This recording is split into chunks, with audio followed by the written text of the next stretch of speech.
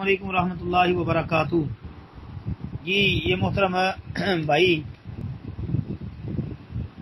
نے لکھا ہے، جو شخص یہ کہے کہ قرآن کافی ہے تو اس کو کیا جواب دیا جائے؟ محترم بھائی جواب تو بہت زیادہ ہیں، بس سب سے بڑی بات یہ ہے کہ اس کو سمجھائیں کہ محترم بھائی قرآن پاک کے ساتھ جناب نبی کریم صلی اللہ علیہ وسلم کی سنت اور حدیث ہے، اس کو بھی اپنے لیے کافی سمجھیں، صرف قرآن کو اکیلا ہی نہیں، کیونکہ قرآن پاک کی تفسیر اور تشریح جو ہے یہ اللہ کے رسول صلی اللہ علیہ وسلم کی صحیح حدیث ہے۔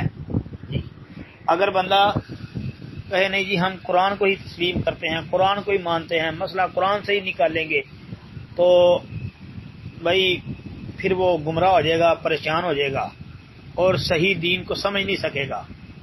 اور یہ اس طرح کی گفتگو، اس طرح کی باتیں جو ہیں یہ صرف اور صرف جو ہے نا یہ لوگ منکرین حدیث ہی کرتے ہیں۔ جی تو اس لیے اس کو سمجھائیں۔ باقی اس کے متعلق میرا ایک بیان ہے، وہ میں دیکھوں گا انشاءاللہ، اگر مجھے مل گیا تو میں جو ہے گروپ میں سینڈ کر دوں گا انشاءاللہ۔ السلام علیکم ورحمۃ اللہ، اس میں کافی تفصیل ہے۔